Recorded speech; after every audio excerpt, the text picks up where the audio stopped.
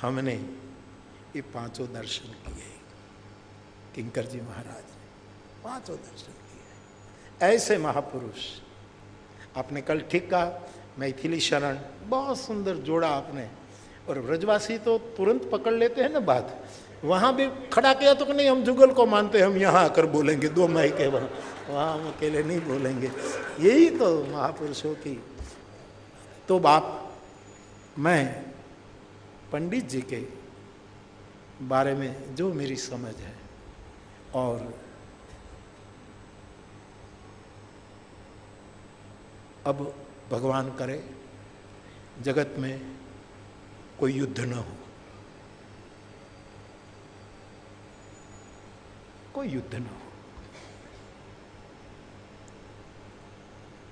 लेकिन यदि हो, और वो भी महाभारत जैसा हो, और अर्जुन गात्र शिथिल हो जाए, कृष्ण की शरण में शिष्यस्ते हम अधिमाम ताम प्रपन्नम कहकर गिर जाए, और भगवान कृष्ण फिर उसको बोलते जाए, कहते जाए, और इसमें बोलते बोलते बोलते विभूति योग तक पहुंच जाए, और भगवान कृष्ण अर्जुन को कहे कि ये मेरी विभूति, ये मेरी विभूति, ये मेरी विभूति, ये मेरी विभूति, जो पूरा आप जानते हैं, जिसमें अर्जुन स्वयं एक विभूति, ठीक है। लेकिन मैं ऐसा भाव रख रहा हूं, युद्ध न हो, लेकिन यदि हो और भगवान कृष्ण आए और पुनः विभूति योग का वर्णन करे, तो मेरी आत्मा कहती है, वो कहेंगे कि विश्व में राम कथा गायकों में राम किंकर मैं हूं। ये उसकी बाध्यता हो जाएगी, उसको बोलना पड़ेगा, उसको कहना पड़ेगा। इस सत्य का कोई, हम सब कभी न कभी पंडित जी महाराज की बातों को लेकर नहीं बोलते। हाँ, कोई नाम देते हैं, कोई नहीं देते, क्योंकि देश स्वाधीन है, लगता स्वतंत्र, नाम देना हो तो दे, न देना हो तो न भी दे। लेकिन मैंने तो जब पंडित जी को पेश किया, पेशगी मेरी होती है, विचार पंडित जी को होता है, तब मैंने आपके पुण्य श्लोक, उत्तम श्लोक जो कहूं, उस नाम के साथ। आज कई लोग बोलते हैं, नाम नहीं लेते, ऐसे बोलने का बोझ लगता है। एक बार उसका नाम स्मरण कर ले तो निर्बोझ हो जाए। कई लोग ओशो रजनीश को पढ़ते हैं, जाहिर में उनके विचार कहते हैं, उनके नाम से शिविर आयोजित, नाम नहीं लेते क्योंकि डर लगता है। रात में उसकी किताब सिरहाने के नीचे रखकर कैसेट सुनकर सुबह प्रवचन करते हैं, लेकिन नाम नहीं लेते साहब। उसको तुकाराम जी ने प्रज्ञा अपराध कहा। ये मेरे शब्द नहीं, जगतगुरु तुकाराम के शब्द है। और टुकड़ो जी ने भी, आपने स्मरण किया, राष्ट्रीय संत टुकड़ो, हर देश में तुम, हर देश में तुम, तेरे रूप अनेक, तू एक ही है, तेरी रंग भूमि ये विश्व भरा, हर खेल में तुम, हर मेल में संग। देखो सीधा वेद आ रहा, संगच्छध्वम संवदध्वम, ये पूरा वेद टुकड़ो जी ला रहा है।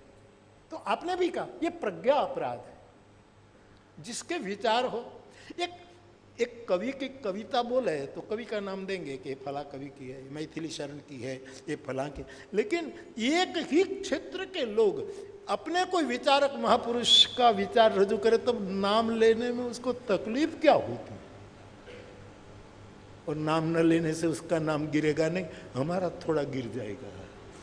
तो ऐसे पंडित जी के विचारों से, विचार प्रधान कथा के, मैंने कभी कभी कहा है कि पंडित जी को पढ़ा नहीं होता तो शायद पंडित जी ने जो रहस्य खोले हैं इनसे हम अनभिज्ञ रह जाते। मैंने इरादे शाम तो शरणानंद जी की सेवा कर चुका है, ओशो को बहुत सुनता है, और पंडित जी की बहुत सेवा आपने की है। वो भी कभी कभी ओशो की बात, तो मैं उसको भी कहता हूँ कि लाओ त्सु के बारे में मुझे कोई खबर नहीं थी, ये तो आपने कुछ सुनाया तब पता लगा कि लाओ त्सु कोई है। तो मेरे भाई बहन, पंडित जी की जो विचारधारा है।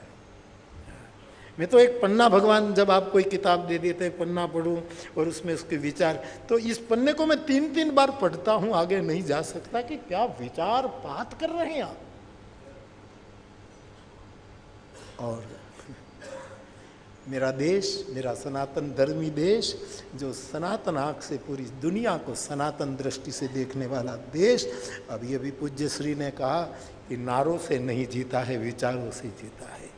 ये विचार का जो अवतार आप करते थे, ऐसे महापुरुष की जन्म शताब्दी अवसर पर मुझे ये अवसर मिल गया। 1 साल पहले महाराष्ट्र ने कहा कि बापू इन तारीख को खाली रखना, तो मैंने कहा कि मैं ज़रूर आऊँगा, क्योंकि मेरे लिए आनंद की बात है। तो मैं यहाँ आ सका। मैं मेरे मन में जो भी कुछ आपके, और जब जयपुरिया में वो ठहरे थे नानाजी देशमुख के कार्यक्रम के समय, जयपुरिया में चित्रकूट में वहाँ आप ठहरे थे, मैं मिलने गया। बड़ी पूजा रहती थी आपकी, 2-3 उसमें कितने देवता रहते थे। मैं देखता रहेगा कि इतने देव, लेकिन वो तुलसी के उपासक थे, क्योंकि देव तो सब पूजे जाएंगे, लेकिन बस राम सिय मानस मोरे, मांग तो एक ही होती है कि सब देवता मिलकर मेरी राम रति में वृद्धि करो, यही तो बात थी।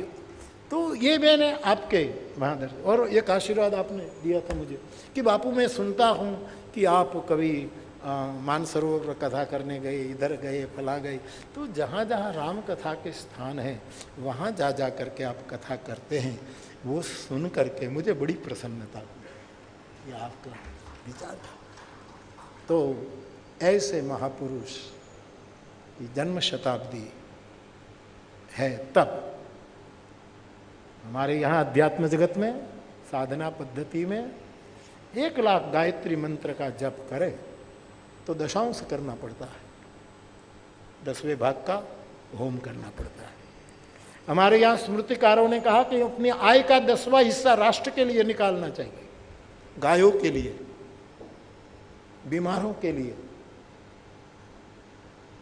जो अभावग्रस्त है, जो अछूत है, जो वंचित है, दूर है, इनके लिए दशांश करना चाहिए। ये भारतीय अध्यात्म धारा है।